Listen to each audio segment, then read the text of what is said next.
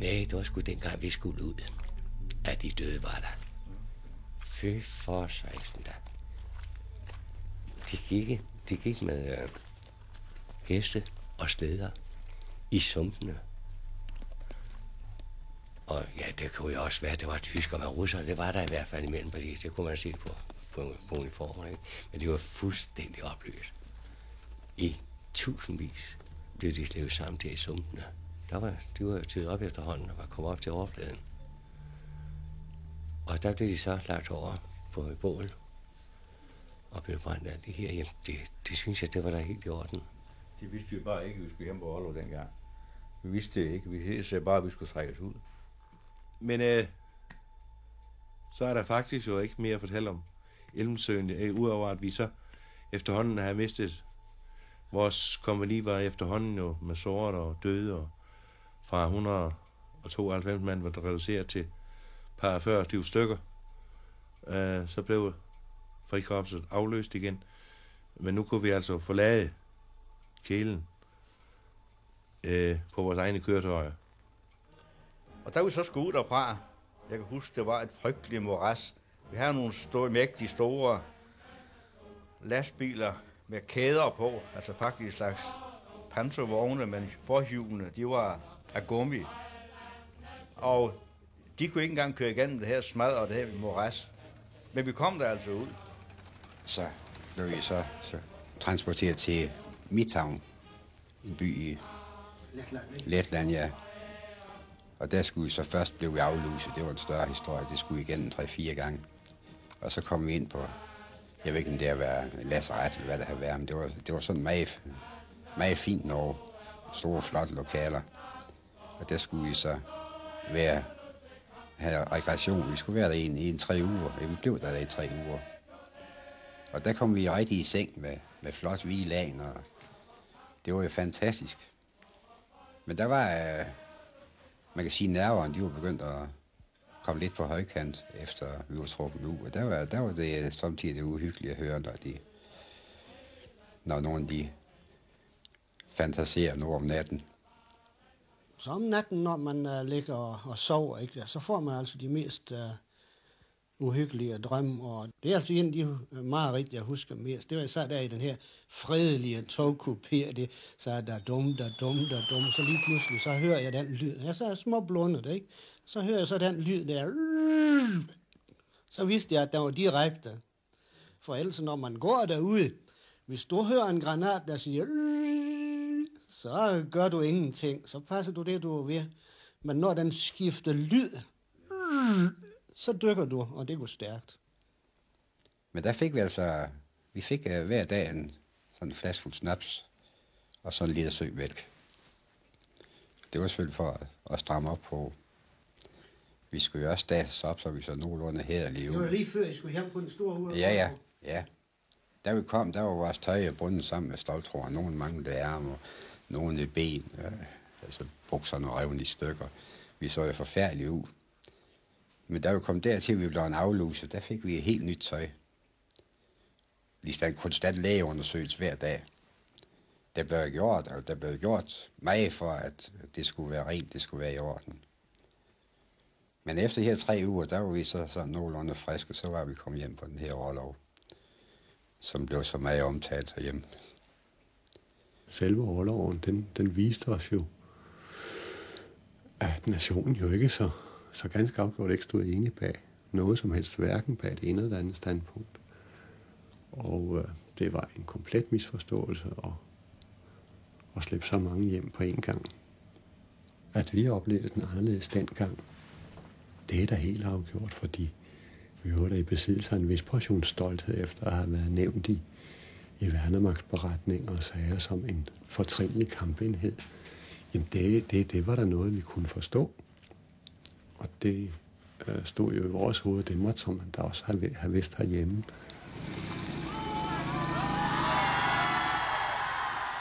Men det var jo sjovt at komme hjem, og der i 1942 blev modtaget på banegården med 100.000 mennesker.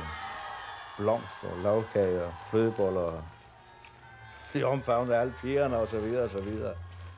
Og jeg synes ikke, jeg mærker noget, der var noget modstand mod os, eller had mod os dengang. Det synes jeg faktisk ikke. Og der var lagt op til, at vi skulle fejre os. Nu kom vi hjem frikorps, så vi var godt nok ikke så mange, og der var mange, der var faldet. Jeg tror, der var faldet 100 stykker eller sådan noget. I hvert fald mange. Og der var sådan en almindelig forventning, både over at være kommet væk fra fronten og skulle tilbage til Danmark igen, til osten og smøret og alt det kendte, ikke? Ja, der marcherer vi jo fra hovedbanegården. Det gjorde jeg, når jeg kørte, for jeg havde min bil med. Det var nok nogle reklamer, for der var 72 huller i det. Så den havde jeg med, der var med til København. Jeg kørte bagefter, dengang vi kørte igennem byen. Der var 72 huller i. Men den kunne køre. Det var det vigtigste. Det var mærkeligt ved, at ikke... Den har aldrig fået en træffer, der har ramt de ædre dele. Altså roderne var skudt stykker, og sigerne, skærmen og sådan. Men motoren, den kunne køre. Og der var det jo ret chokerende at opleve, at man aldeles ikke var velset. Altså den der bølge af mistillid og had, der ligesom slog imod, var meget mærkeligt. Man blev angrebet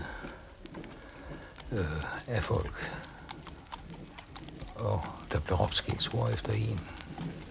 Der var meget politiopbud på gaden, da man marcherede igennem København og sådan noget. Altså, det var ikke... Altså, man marcherede igennem en befolkning, som ikke var glad for frikorpset.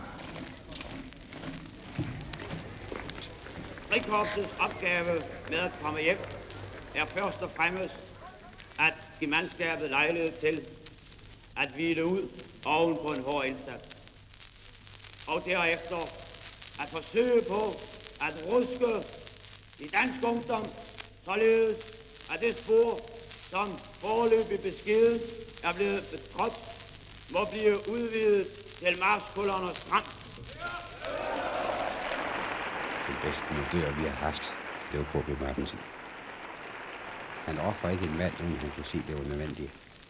Jeg vil bede alle om at forstå, at det, som jeg måske lidt ungdommeligt, men alligevel efter min egen mening rigtig udtrykte ved, at vi ikke ønsker, at pistolerne skal knalde i gaderne. Det skal være overskriften over vores ophold her. Vi ønsker absolut ro om vores kære, og vi ønsker ikke at udbrede uro eller at provokere den danske befolkning, som vi betragter som landsmænd, hvor vildførte de end politisk er for tiden. Det er for deres skyld.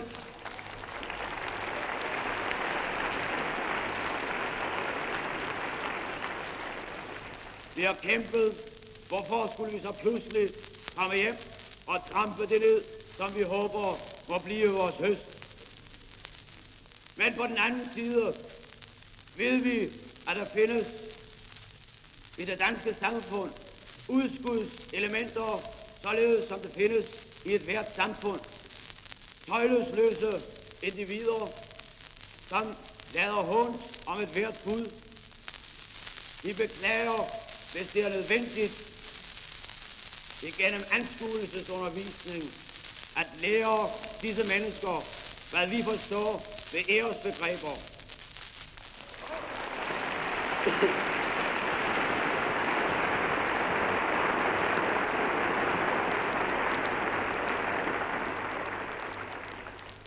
Der findes foruden de rene bøller i vores samfund, som i og for sig på en regulær og tiltalende måde, når endelig der skal være tale om det, går direkte til sagen. En kreds af den raffinerede intelligens fra det degenererede århundrede, som vi nu har forladt, og Gud være lovet forladt. Som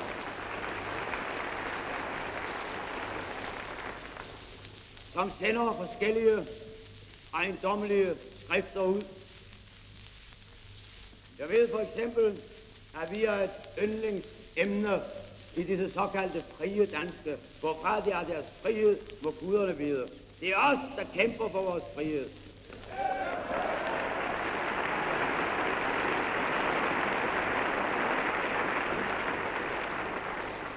Man svingpjatter sig ikke til frihed.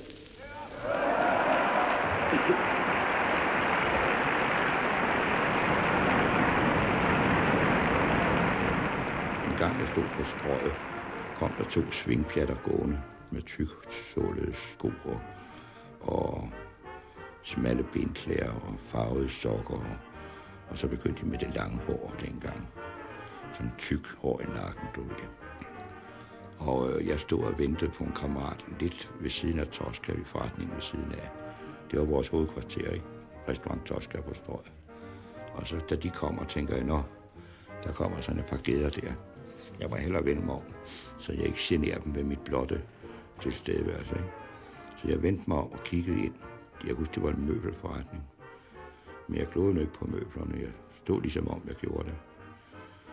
Og så ser jeg jo inde i glasset, svingfjælderen, da de går forbi mig. Så stopper den ene, og så snotter han et spyt plat. Sjup, sagde det lige ved siden af hælen af min støvle. Lå der en ordentlig snotlag.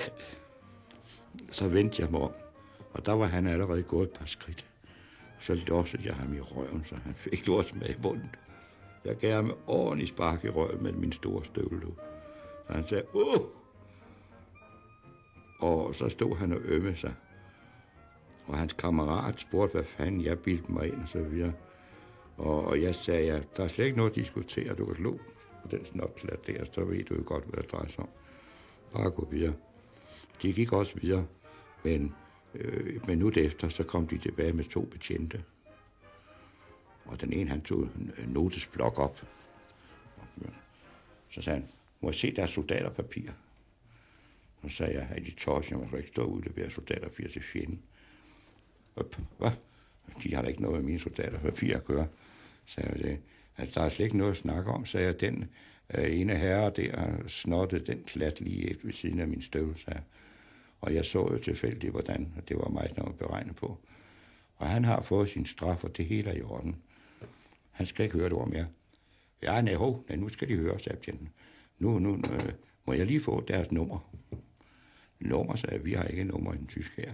Det er den danske her, I har nummer, ligesom kørende. Vi har navne. Jamen, de får ingenting, sagde jeg. Farvel. Så gik jeg ind i Tosca. Og kom de efter. Men kammeraterne, der sad rundt omkring, og nogle af dem havde jo pistoler med hjem, ikke? På orlov. Det havde jeg altså ikke, men så tog de dem sådan op, sådan lidt demonstrativt. Smadte dem i bordet, lagde dem sådan på bordet. Der var ikke noget med, de sigtede på dem, eller noget. De bare lagde dem, ligesom om de ville sige, skal bare begynde på noget, ikke? Så gik de bare igen. Så hørte vi ikke mere om det. Jeg ved ikke, hvad de ville, men jeg mener, det var da mig, der var blevet forulæmpet, ikke? Fra starten. Men det var ligesom om, man havde ingen ret, når man var i de klude der. Man havde ingen ret. Det havde man ikke. Men bortset fra det, så opsøgte jeg altså min familie og andre, som jeg havde kendt, og blev klar over, at man anså det som noget meget tvivlsomt at være med i frikorpset. Og jeg havde ikke lyst til at fortsætte, men der var ikke nogen mulighed for at stå af. Men så tog jeg så derfra, altså det 3 dage at gå, så skulle jeg så med tog til Aalborg. Og hver by, vi kom til, så var der nogen, der skulle være, der stod mennesker og tog i bunden med flag, og så det var festligt. Og da jeg kom til Aalborg, der kan jeg godt sige, at banegården, der var tyk af mennesker. Det var ikke nogen med 100, det var nogen med tusinder af mennesker, der kom og tog imod dengang vi kom. Og det var, min kone, hun var over, og min far var over for at tage imod. De kunne slet ikke komme hen i nærheden af tog. De stod presset op af banegården, og jeg fik der ikke på den. Men mine lommer var fyldt med slik, chokolade, cigaretter. Da vi kørte hjem, der havde vi et ekstra taxa til for at transportere hjem. Sådan var modtagelsen dengang. I 42, for eksempel, hvor jeg var hjemme, der var der mange, der inviterede mig på kaffe og aftensmad og så videre, og så videre, og så videre. Bønderne ude på landet, nu stadigvæk så er jeg fra landet af. Og forholdet i byerne har været nok, de har set anderledes på det, end landbrugerne gjorde. Landbrugerne så en lille smule anderledes på det der. Jeg er helt sikker på, at de første par år, der var fandme ikke mange tyskfjendtlige i Danmark. Det er jeg 100% sikker på. For det fik man ikke indtryk af, at de er sgu gode nok, tyskerne, sagde bønderne. De betaler sgu, hvad de får. Der var ikke noget med, at de skulle fise rundt om zonen og måle den, hvor tyk den var. For tyskerne, de betalte efter vægt. Englænderne skulle dengang, det var noget med, at det skulle en vis slagterivægt, så faldt den i pris. Tyskerne derimod, jo tykkere den var, des mere betalte de. Det var noget, bønderne kunne gå til og tage på. Så jeg forstod da udmærket, at de var ikke ked af det. Jeg havde også kontakt med en hel del af danske sympatisører, som synes, at det var spændende at snakke med en, der havde været med ved fronten.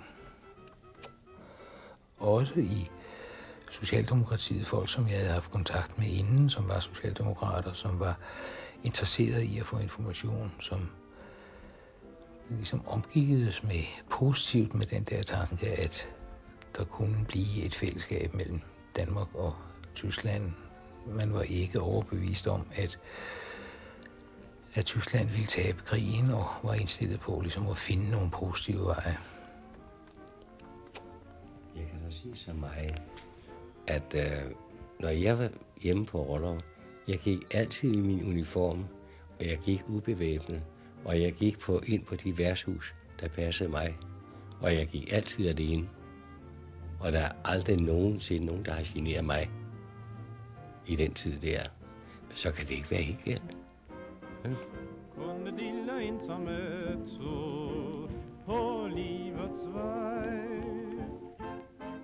Jeg var i uniform.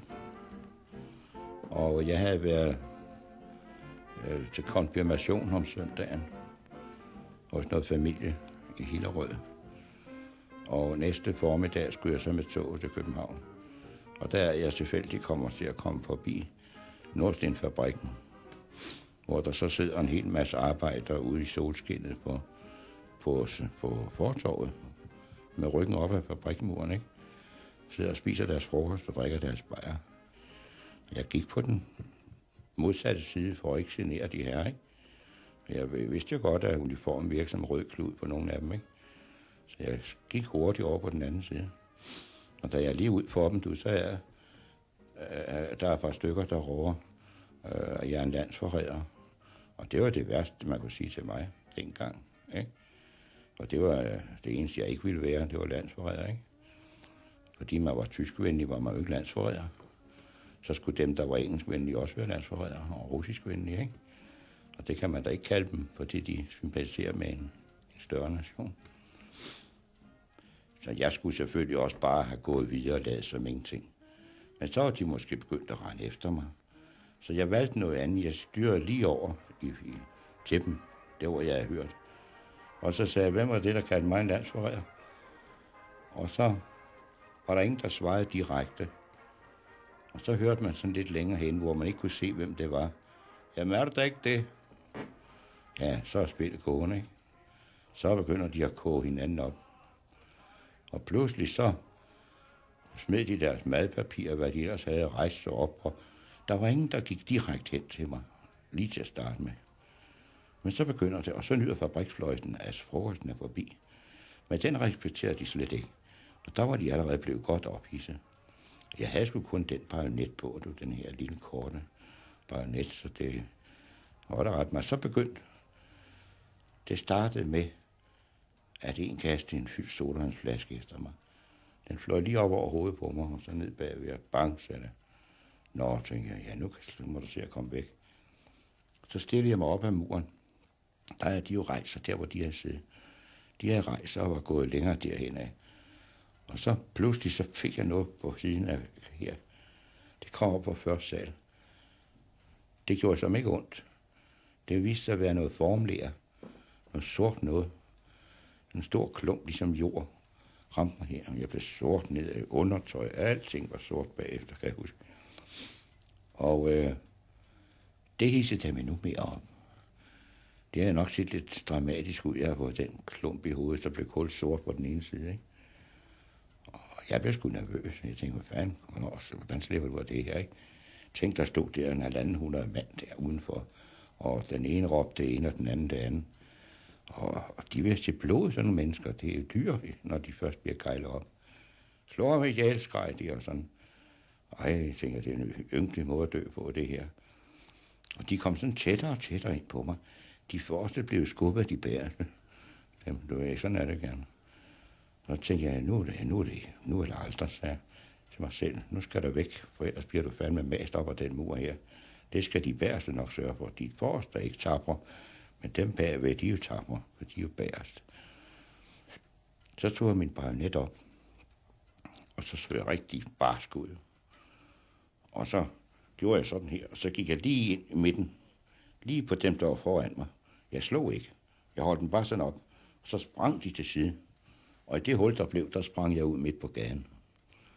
Og så havde jeg ryggen fri. Så gik jeg baglæns. Og så kom der sådan en stor møtrik, Whoop, som ikke ramte mig selvfølgelig. Og så kom der flere sodavandflasker med sodavand i, og også tomme flasker.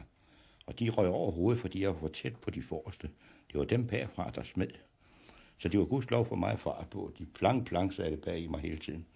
Og så er lige pludselig, den her betjent kommer, uden våben og uden bælte på eller noget, på cykel.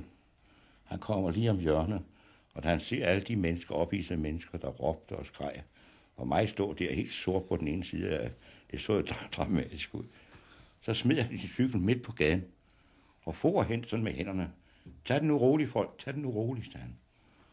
Og så sagde han til mig, kom her, ind i en skrædderbutik. Der var en skrædderbutik lige ved siden af. Der kom jeg ind, og den her lille skrædder, det må have været den tapper skrædder, plejer jeg at sige.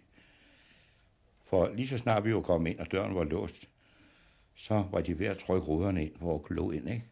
De stod og dunder sådan på ruden ind til skrædderen. Og skrædderen, han tog en plædesbørste og begyndte at børste mig af, du. De stod udenfor og så det.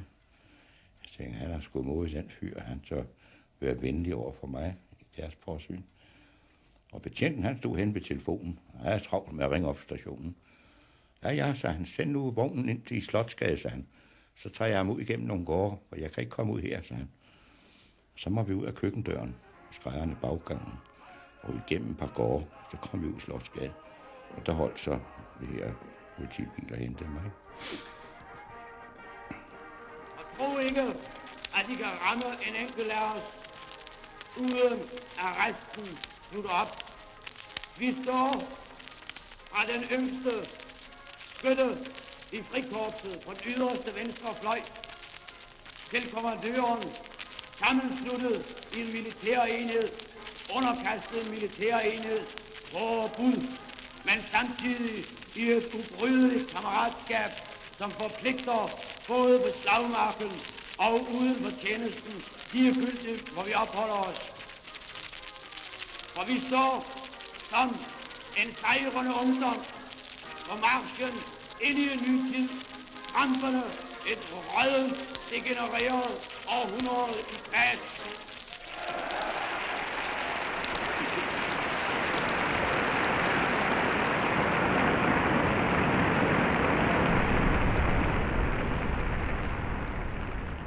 Hvis vi tager i maj 45, da vi blev arresteret herhjemme. For det første sagde vi jo altså i 8 dage, inden vi kom i grundlovsforhør. Så endelig så blev vi kaldt ned. Og så kom vi ned til dommeren, eller ned i retsbygningen, og så siger han, de har været medlem af frikorpset. Ja. Så er de fængslet i en måned. Efter paragraf 248. Og så var det sådan set overstået afgang, og sådan kom de ind på strive der, bare lige ind, og så de har været der er fængslet efter det der. Så siger jeg til ham, ja, er da meget godt, men hvad står der egentlig i den paragraf, jeg bliver fængslet efter?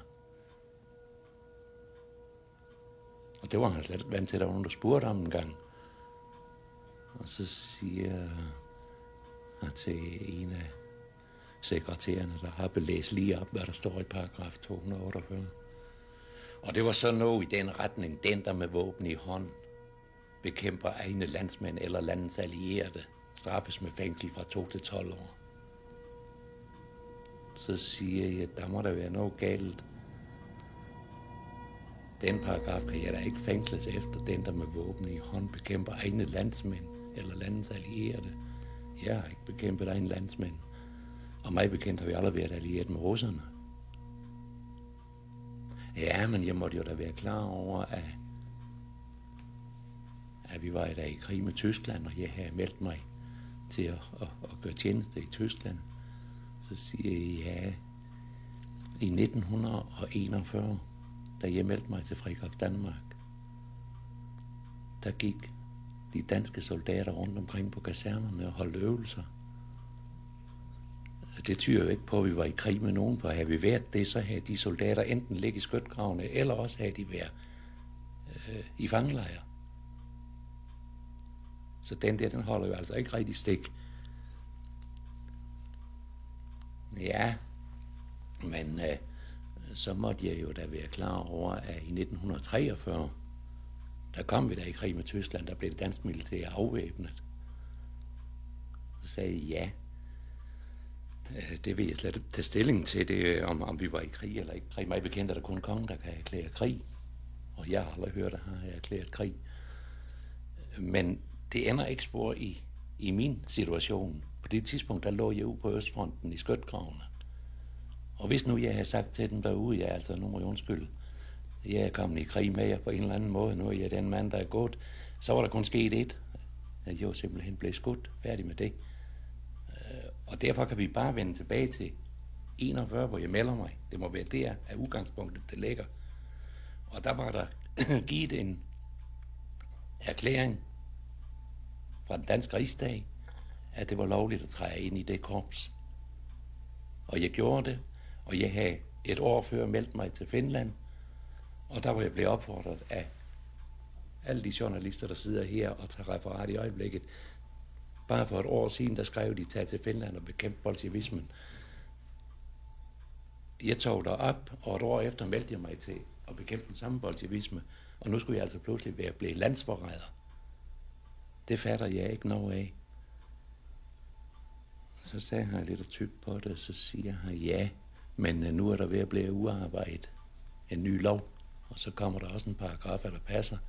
Jamen, så det er muligt, at der kan laves en, men den er der ikke, den I kan fængsle mig efter. For der er intet af det, I siger, det er, at der kan bruges til at fængsle mig på. Jamen, det bliver ikke anderledes, sagde han. De er fængslet for en måned.